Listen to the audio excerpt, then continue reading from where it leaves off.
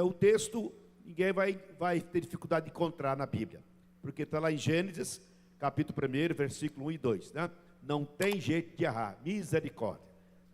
Se alguém procurar no meio da Bíblia, pode pedir, fazer exame, viu? Tá ruim.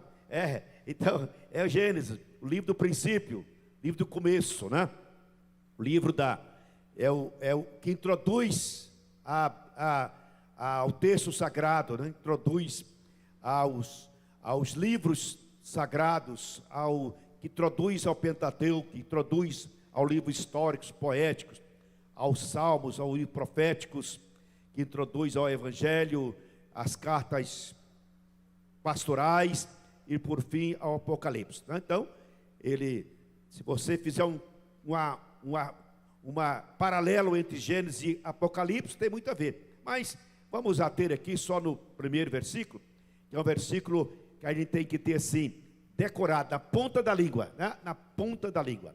Eu vou fazer questão de falar isso aqui, porque eu sinto assim, comprometido, com Deus em estar reafirmando este assunto a vocês. O princípio da Bíblia, o começo da Bíblia, a introdução da Bíblia, que fala: no princípio criou Deus os céus e terra, e a terra era sem forma e vazia, e havia trevas sobre a face do abismo, e o Espírito de Deus se movia sobre a face das águas. Esse aí, e o Espírito de Deus se movia sobre a face das águas. Então, versículo 1 e 2. Nós temos, portanto, este é o texto, o capítulo, o versículo que inicia o texto sagrado, né? É o versículo que põe nós diante de uma referência maior de Deus, Deus Criador, né? E quando nós referimos ao Deus Criador, nós estamos colocando Deus, essa referência nos leva a nós estarmos reconhecendo Deus, Ele merecedor de toda a glória, toda a majestade, detentor de todo o poder, né? E Ele que fez os céus e a terra, Ele é aquele que assiste-nos, cuida da gente, protege a gente e interage com a gente, né? É porque o grande problema da doutrina da criação é que algumas pessoas que querem, às vezes, aceitar o texto sagrado, pode até ser que Deus tenha criado, mas se Deus criou os céus e a terra, Ele criou e deixou os homens ao seu bel prazer, deixou os homens ao léu, né? Deixou os homens à sorte, ao acaso.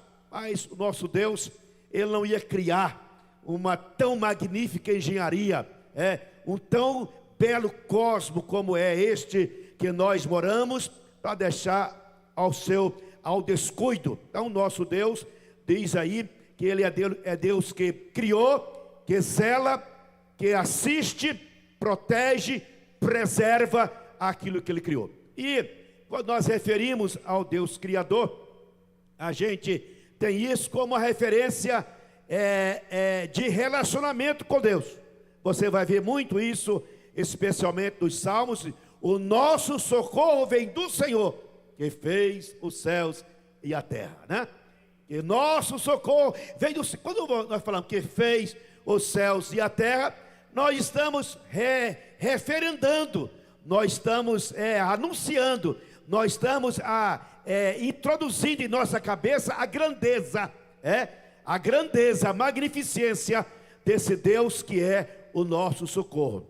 E um versículo que é bem claro, bem importante para a gente citar aos nossos jovens, aos nossos adolescentes, que se encontra em Eclesiastes capítulo 12, versículo 1, que diz: lembrai do seu Criador, lembrai do seu Criador, antes que venham maus dias, que venham a dizer, não tenho neles contentamento. Então o problema sério de uma base religiosa, de uma base de espiritualidade, está exatamente na crença, na doutrina de Deus Criador. Eu estou dizendo isso porque estou temendo muito que a influência da ciência, a influência dos filósofos, a influência de alguns pensadores, né, esteja atingindo, atacando, contaminando a mente de alguma criança, de alguma adolescente, quanto à firmeza, à consistência nessa doutrina da criação. Sabe por quê? É porque a doutrina da criação é a base, é o fundamento de todas as outras doutrinas. Quando você compromete a doutrina da criação, você compromete todas as outras doutrinas. Então, a doutrina da criação tem que estar bem forte, bem alicerçada na nossa vida, na nossa casa, na nossa família, nos membros de uma igreja, né? Então eu preciso ter esta convicção, essa certeza, que entre nós, todos nós, não temos dúvida que nós servimos ao Senhor Deus, que é Criador dos céus e da terra, né? Esta expressão, céus e terra, né? Céus e terra, você tem aí uma dimensão da obra criadora. Agora nós temos aqui nesse texto, nesses 2 capítulos, nós temos a doutrina da criação, nós temos a doutrina do caos, nós temos a doutrina das trevas e temos a doutrina do Espírito Santo, tá? Doutrina do Espírito Santo, porque o Espírito Santo, ele estava atuando, ele estava agindo, ele estava em ação, ele estava em movimento, ele estava presente na criação dos céus e terra, tá? E nós encontramos também que não só o Espírito Santo, mas toda a Trindade, Pai, Filho e Espírito Santo, nessa ação criadora, né? E é a criação dos céus e terra, ela é baseada em um plano, em um propósito do conselho eterno. Quando nós falamos conselho eterno, nós estamos falando da vontade do Pai, Deus Pai, a vontade de Deus Filho e a vontade de Deus Espírito Santo. O nosso Deus que subsiste na forma de Deus Pai, Deus Filho e Deus Espírito Santo, né? Para a gente ficar bem entendido. Agora veja bem, quando nós olhamos aqui nesse texto, nós vamos observar que nos revela o poder gerador do Espírito Santo, o poder gerador do Espírito Santo. Dizia que ele se movia para quê? Para dar forma, dar beleza, dar harmonia e encher o vazio, tá? Então o Espírito Santo se movia para dar forma, né? Forma, para dar beleza, para dar harmonia e encher o vazio. Então esta é a primeira observação que a gente faz da ação, né? Do agir, do manifestar, do poder gerador do Espírito Santo. Se movia para dar forma, porque tudo era sem forma, tudo era sem nexo, né? Então o Espírito Santo se movia para dar forma, se movia para dar beleza, porque caos não tem beleza, né? Trevas não tem beleza. Se movia para tornar harmônico tudo que era para ser criado, e se movia para encher o vazio. Agora veja bem, esta ação do Espírito Santo,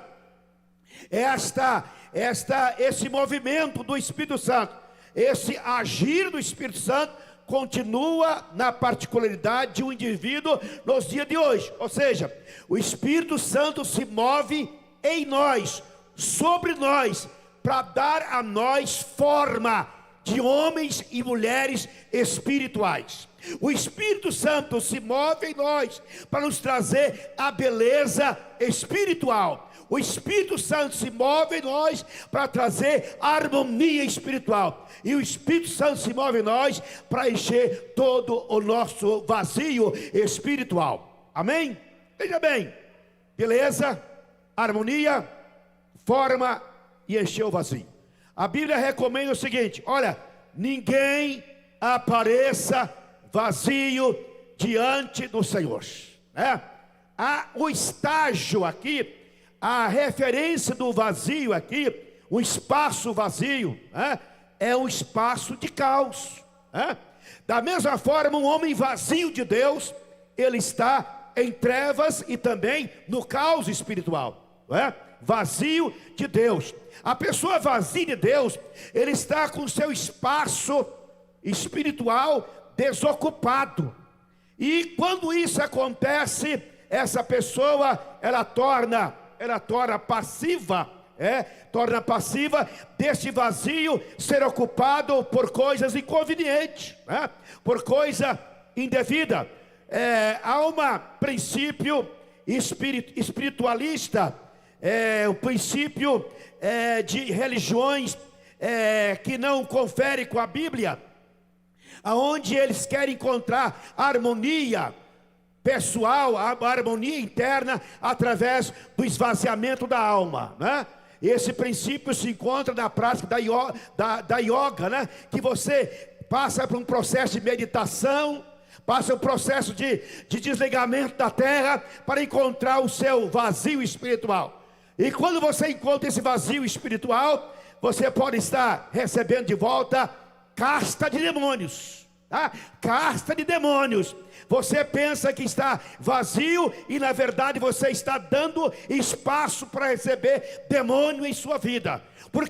Por isso há muitas pessoas que estão cheias de coisas maléficas, coisas demoníacas, coisas infernais, coisas diabadas, porque essa pessoa deixou esse vazio ser ocupado por trevas e por caos. Então o Espírito Santo se move ainda em favor do homem, para dar forma espiritual a este homem, para dar beleza espiritual a este homem, para dar harmonia espiritual a este homem e para encher o vazio deste homem. E a Bíblia recomenda bem claro: olha, não embriagueis com vinho, ou seja, não enchei o coração de coisas indevidas, de coisas impróprias, de coisas sujas, de coisas inconvenientes, mas enchei do Espírito Santo. Enchei-vos do Espírito Santo. Então, meus irmãos, nós encontramos, portanto, essa primeira ação do Espírito Santo da criação, correspondendo ou sendo paralela ou sendo correlata à atividade dele, do Espírito Santo, em favor da minha e da sua vida. E a outra poder, outro poder gerador do Espírito Santo nesta ação de estar movendo sobre a face das águas. Ele se movia para cumprir e executar os planos e os propósitos de Deus. Ele se movia para executar os planos e os propósitos de Deus. Então, o Espírito Santo é o executor da palavra do Senhor Deus. Ele é executor dos planos e dos propósitos do Senhor Deus. Então, esta aqui é o Espírito Santo materializando aquilo que era a palavra. É o Espírito Santo tornando materializado aquilo que era propósito e plano. Era o Espírito Santo realizando aquilo que Deus havia falado através da sua palavra. Logo, a importância que eu tenho em ter base, crença, alicerce forte da doutrina da criação, porque a criação exalta o poder da palavra de Deus.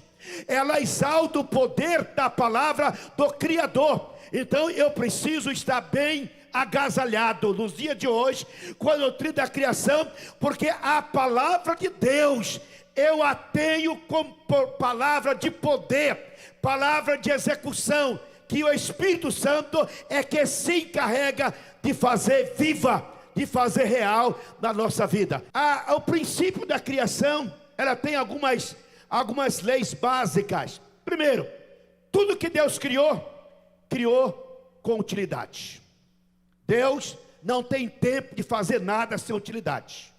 Deus não tem tempo de fazer coisa que não tem motivo, não tem razão de ser. Segundo, tudo que Deus criou foi coisa boa.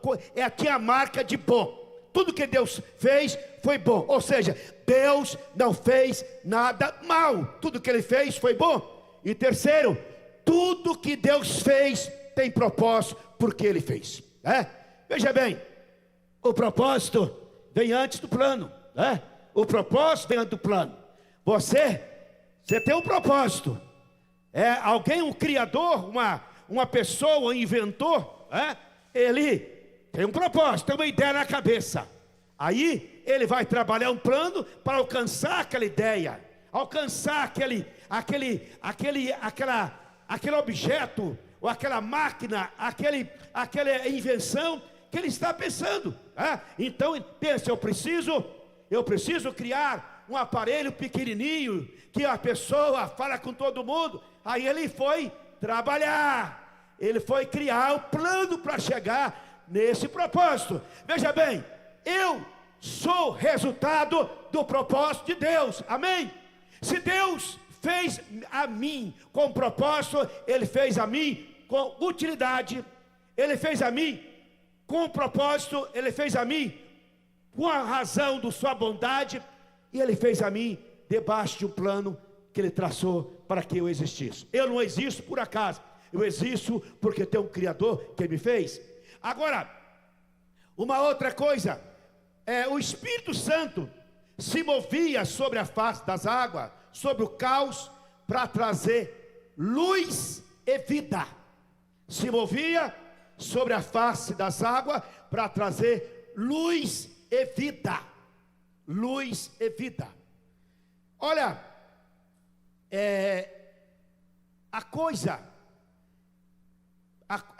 a criação de Deus começa com a chamada existência da luz. E disse Deus: haja luz, e houve luz.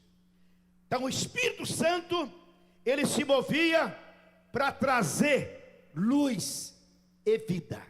Sem luz não podia ter vida, porque as trevas era impeditiva que a vida aparecesse. As trevas eram impeditiva para que surgisse a criação de Deus. Então o Espírito Santo se movia para trazer luz e vida. Veja bem, meus irmãos, olha a comparação que eu quero fazer nesse texto aqui. Eu quero estar aplicando para nós nesta noite. Olha, a ação permanente do Espírito Santo em nós é para trazer a nós vida, luz e vida. A Bíblia diz: vós sois a luz do mundo. Vós sois a luz do mundo. Mas que luz é essa? É a luz que o Espírito Santo produz em nós. É a luz que o Espírito Santo, ela acende em nós, E a vida é a vida que o Espírito Santo traz em nós. A vida espiritual, a vida efetiva, a vida eterna, a vida de comunhão com o Senhor Deus. Vida e luz. Muito bem. Com essas colocações, com essas observações que eu faço aqui nessa doutrina, dessa introdução à doutrina da criação, eu quero observar com vocês, uma coisa. Primeiro, todas as vezes que uma pessoa desacredita do Deus Criador, ele tem que dispor a provar que Deus não é.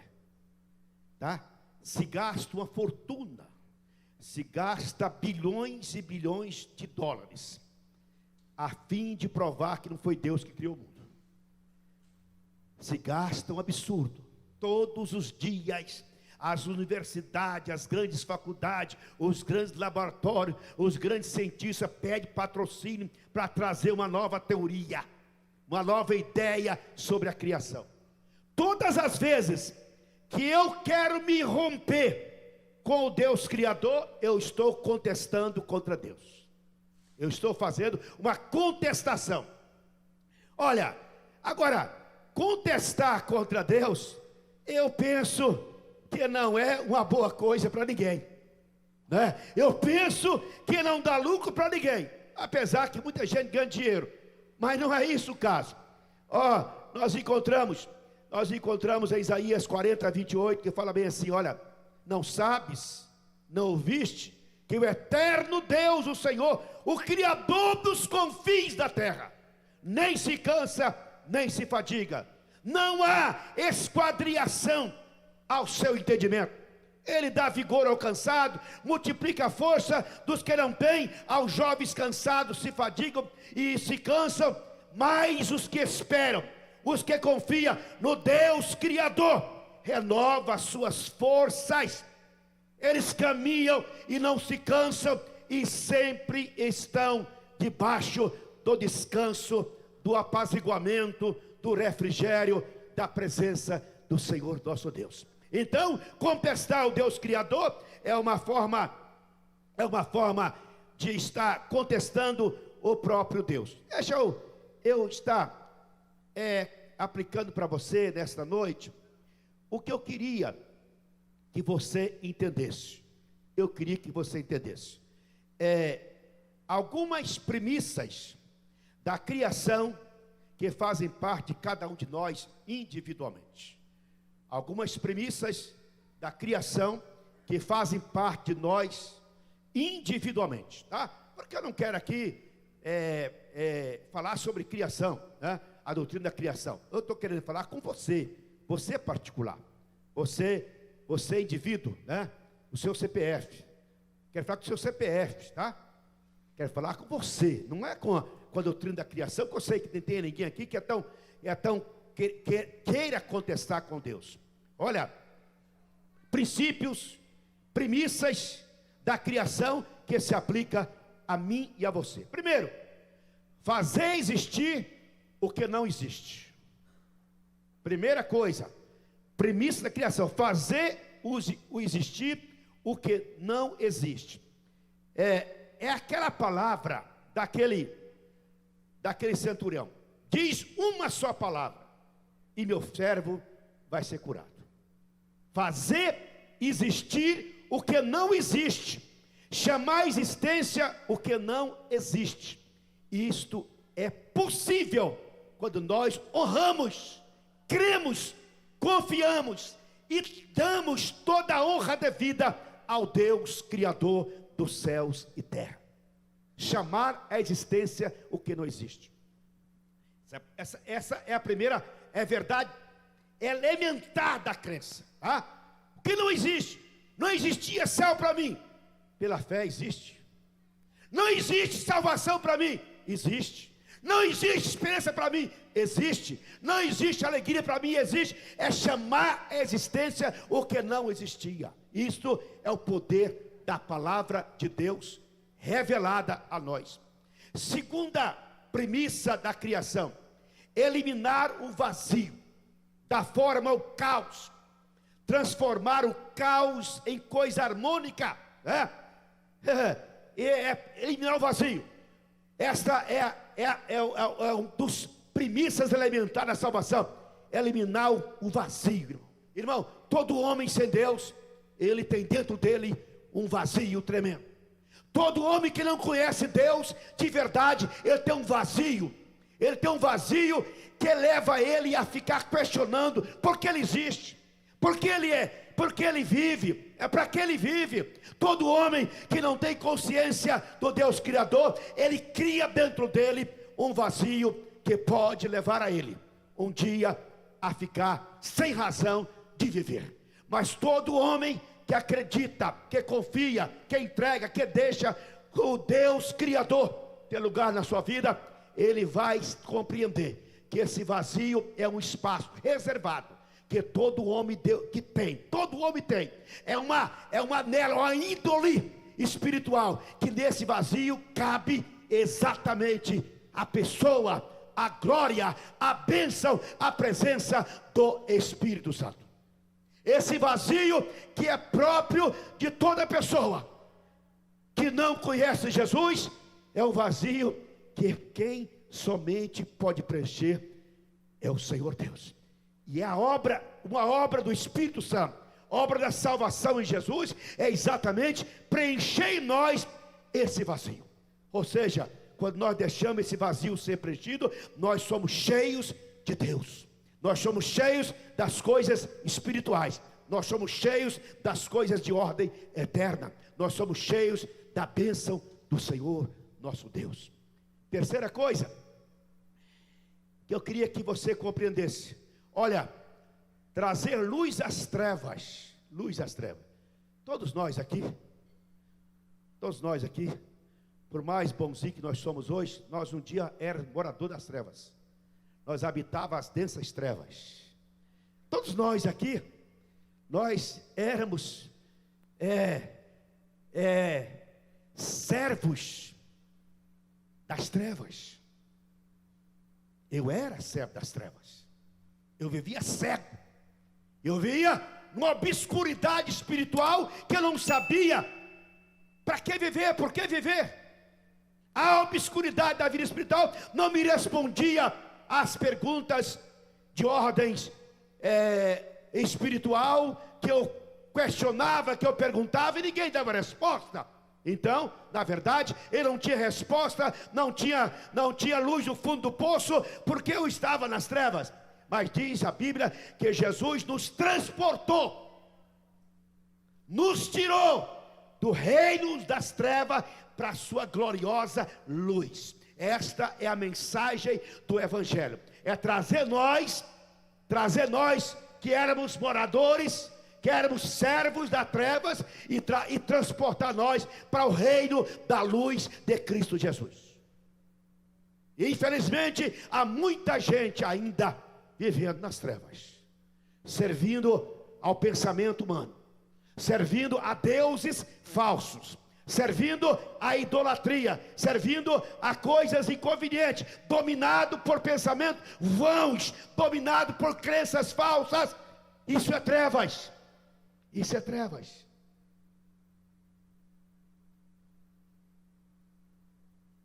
Essa semana apareceu uma manchete aí. Algumas pessoas, acho do Santa Catarina, não sei, fazendo um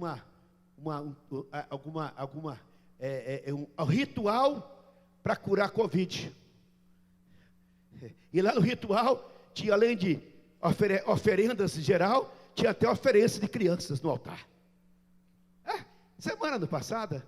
Então, aí você vai ver essas pessoas, não eram pessoas doidas, não eram pessoas malucas, não, eram senhores doutores, era famosa da sociedade, mas a sabedoria humana não tira ninguém das trevas. Quem tira o homem das trevas é o poder do Evangelho.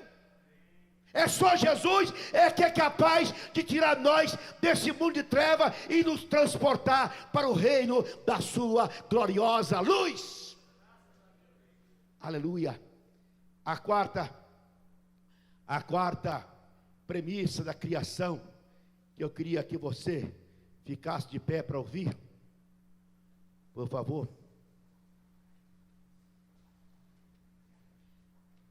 A quarta premissa da criação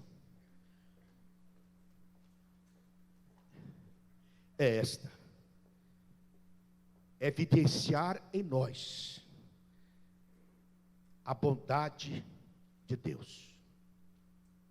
A bondade de Deus. Evidenciar em nós a bondade de Deus.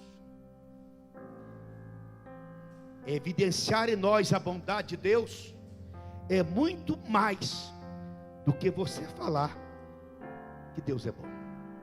É muito mais. Evidenciar a bondade de Deus vai muito além de você pensar, você falar, você escrever isso. Evidenciar a bondade de Deus é você deixar o Espírito Santo revelar a você, revelar em seu coração, revelar em seu coração, para que você passe a conhecer e passe a desfrutar desta bondade que Deus é, mediante o seu Espírito Santo. É muito diferente eu falar que Deus é bom sem ter o Espírito Santo.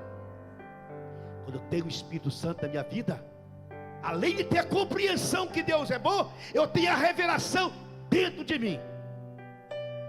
E Deus me faz conhecer e desfrutar da bondade do Senhor Deus. Uma das artimanhas de Satanás para o mundo é essa: trazer desconfiança, trazer ceticismo, trazer uma certa dúvida. Deus é bom ou não é bom? Foi bom ou não é bom? Ou deixou de ser bom? Essa começou lá no começo, lá nos primeiros, dos pais da humanidade. Agora, somente o Espírito Santo é que pode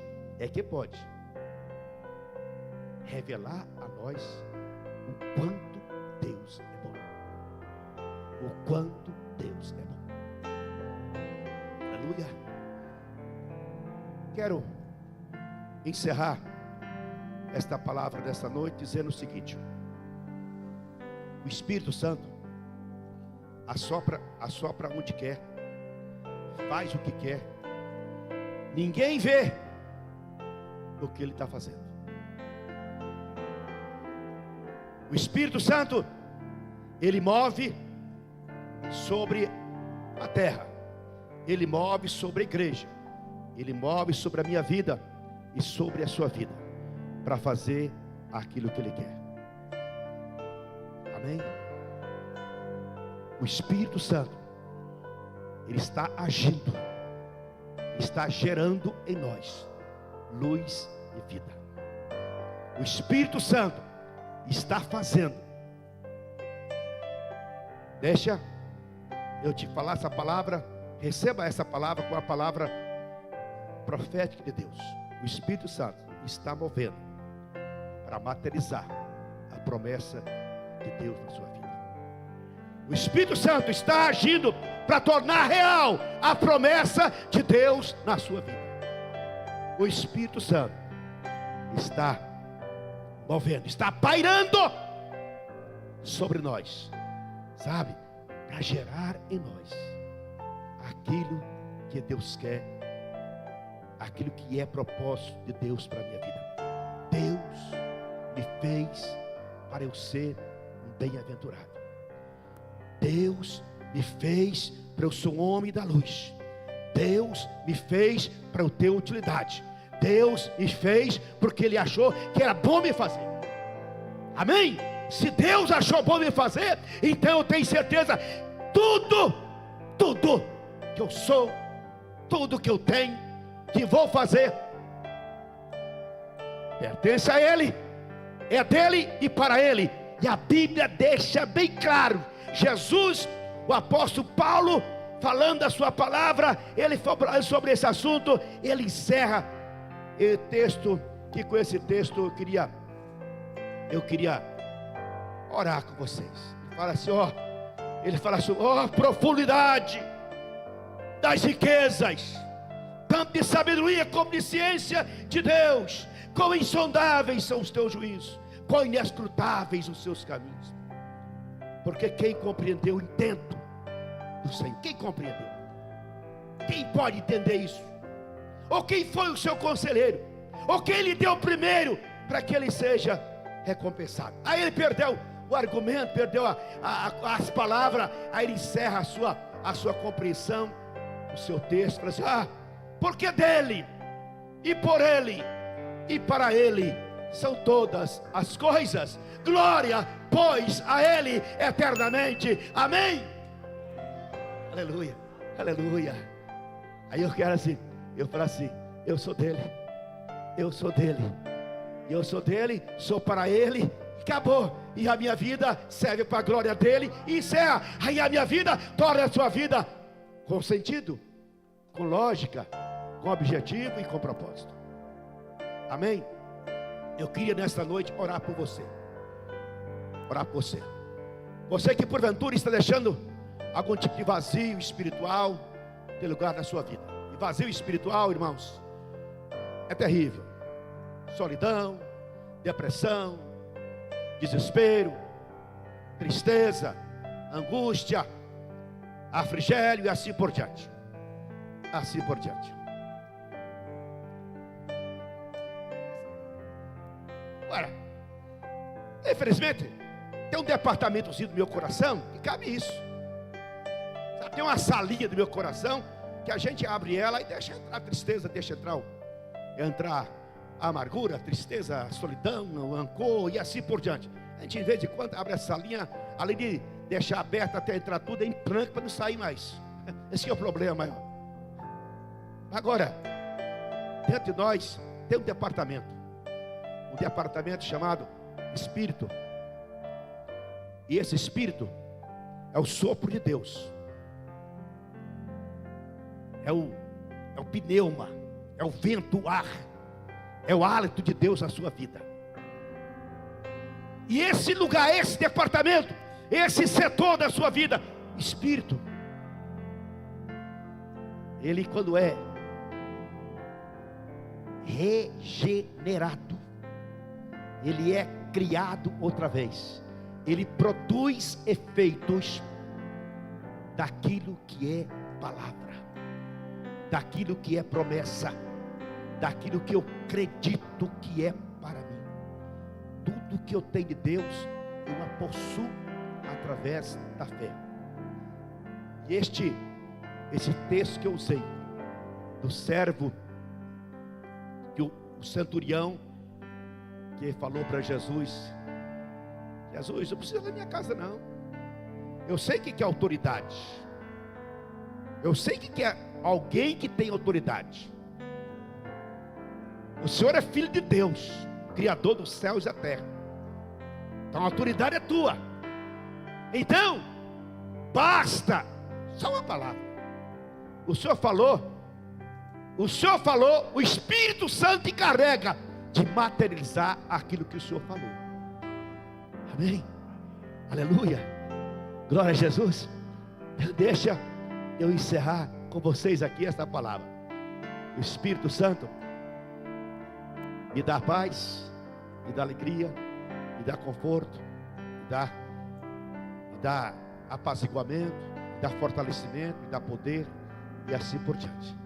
Eu queria nesta noite estar pedindo ao Espírito Santo, que Ele que está movendo entre nós, Ele está aqui em nós, por nós, em nós e sobre nós.